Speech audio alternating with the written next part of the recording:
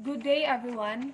I'm Rika Ann Labolabo from Section P, and I'm the first reporter of Group 2.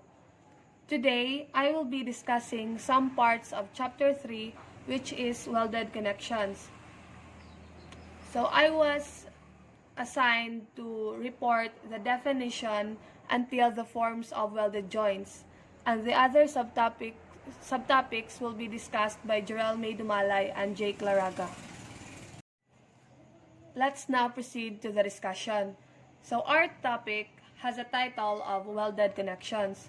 So first, we need to know and to understand what welded connection means.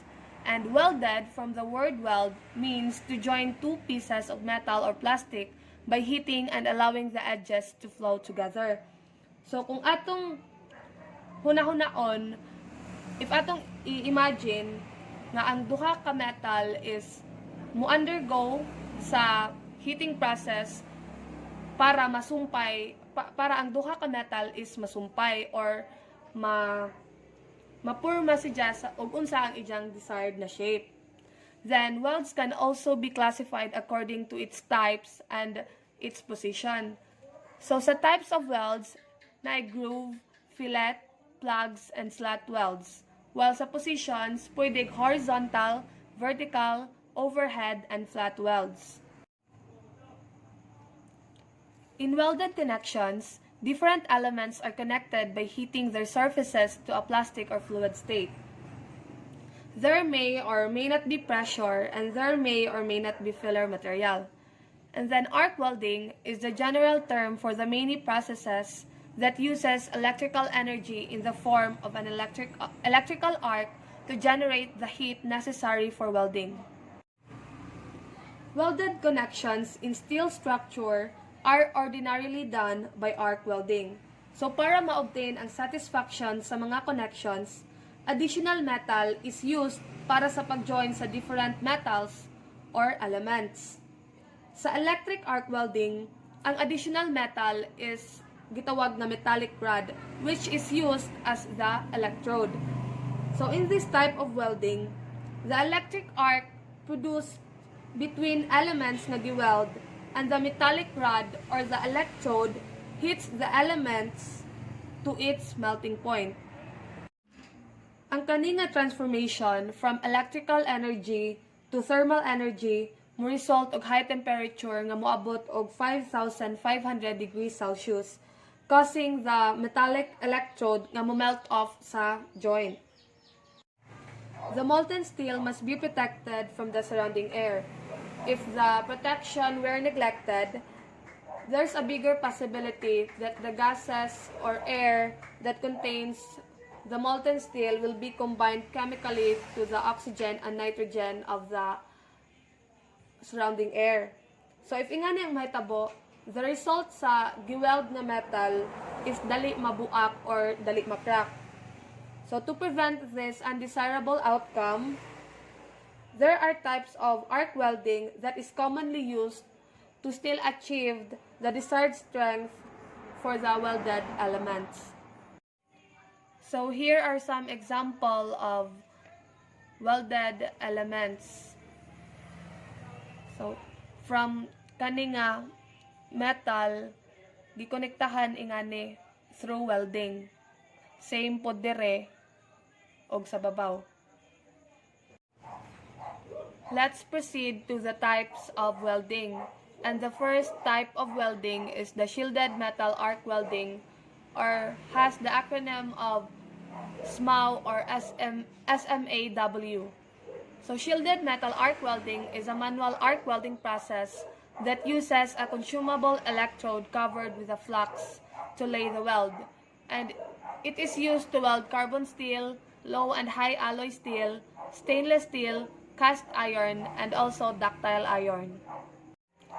In SMAW or shielded metal arc welding, ang weld is protected gamit ang electrode na covered with layer of mineral compounds, which is kaning coating on electrode o electrode wire.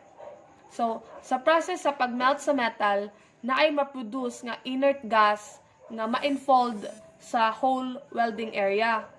So, ang kana nga inert gas, kaning kani dire mo shield na siya sa weld para ma-prevent ang molten metal nga makakontak sa surrounding air.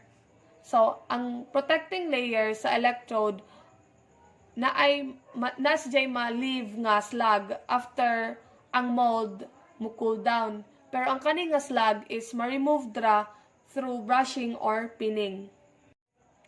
The electrode material is specified under a various specification. The designation such as E60XX or E80XX indicates 415 megapascal and 550 megapascal. Ang kani nga table ang kani diri na part kaning SMAW, SAW, GMAW and FCAW are the types of welding. So kani nga table is mao siya ang basis kung unsa ang electrodes nga angay gamiton for the welding. Kay naa diri ang iyang minimum yield stress and minimum tensile strength. So the second type of welding is the submerged arc welding or the SAW. So it is a common arc welding process that involves the formation of an arc between a continuously fed electrode and the workpiece. And also, it is a blanket of powdered flux generates a protective gas shield and a slug, and may also be used to add alloying elements to the weld pool, which protects the weld zone. In this process, ang arc is divisible because ang surface sa weld and ang electric arc are covered by a granular fusible material para mo-protect sa surrounding air. And in this method, ang bare metal electrode is mo gigamit as a filler material. So if atong i-compare ang kaning submerged arc welding sa shielded metal arc welding, ang kaning submerged welds is mas mo provide siya og deeper penetration and mas mo show siya og good ductility, corrosion resistance, and mas high ang iyang strength compared to the shielded metal arc welding. The third type of welding is the gas metal arc welding or has the acronym of GMAW. So gas metal arc welding is a welding process in which an electric arc forms between a consumable MIG or metal inert gas wire electrode and the workpiece metal, causing them to fuse. In this process, ang electrode is a continuous wire that is fed from a coil padong sa electrode holder. So ang coil mo act as a shield and mo shield siya entirely gikan sa externally supplied gas or the gas mixture. So ang kaning gas metal arc welding or GMAW process using CO2 or carbon dioxide, shielding is good para sa mga lower carbon and low alloy steels nga kanang kasagaran mo ay gipanggamit sa mga buildings and bridges. So ang kani siya nga type sa welding is di applicable sa tanang types or kinds of metal. The last type of welding is the flax cord arc welding or has the acronym of FCAW. So flax cord arc welding is a semi-automatic or automatic arc welding process. FCAW requires continuously fed consumable tubular electrode containing a flux and a constant voltage or less commonly a constant current welding power supply. This process is similar to GMAW or gas metal arc welding, except that the continuously fed filler metal electrode is tubular and nagcontain og flux material within sa iyang core. So ang core material provide og pareha nga function sa coating sa shielded metal arc welding or flux sa submerged arc welding. And ang kaning nga process is very useful procedure for field welding sa mga cold weather conditions and as well as to speed up high-rise construction. So kani gahapon siya nga type sa welding is di gahapon applicable sa tanang type sa metal or weather conditions. After the types of welding, we now proceed to the advantages of welding. So the first advantage is, in welded connections, in general, fewer pieces are used, and this will speed up the detailing and fabrication process. So sa kaning advantage is mas mapadali og human ang fabrication process, and mas gamay ra og materials ang magamit. So mas makalas og time and energy. Then, in welded connections, gasket and splice plates may be eliminated. So, pwede di na mag-splice nga may usa sa rason nga mas malangan. And, kung mag-splice and gasket pa is additional price na pod. Then, bolts and rivets are not needed either. So, kung mag-welding is di na kailangan magamit og rivets and bolts, which is maoy mas langan and mas makabugat sa metals or sa mga elements. Then total weight of a welded steel structure is somewhat less than that of the corresponding bolted structure. So sa akong giingon na mas gaan ang imong trabaho and mas gaan ang imong finished product kung welding ang imong process nga gamiton compared kung mag-bolts and rivets pa ka sa pagsumpay sa kada metals. Then, connecting unusual members such as pipes is easier by welding than by bolting. So, kung welding process is usara ang agi compared sa bolting na daghan pang kailangan adjuston. Then, welding provides truly rigid joint and continuous structure. So, mas lig-on ang welding compared to others. Then, welding process is most economical in terms of the use of material and fabrication cost. So, ang welding process is, since usara man sa katrabaho, di na kailangan og kanang additional material. So, di na ka magpuno og additional cost. Mao usa siya sa economical in terms of fabrication cost. Di ka madak-an. Provides higher strength. So, bolted joints offer simplicity, but welding provides higher strength. So, mas dali pa ang welding, mas lig-on pa jud.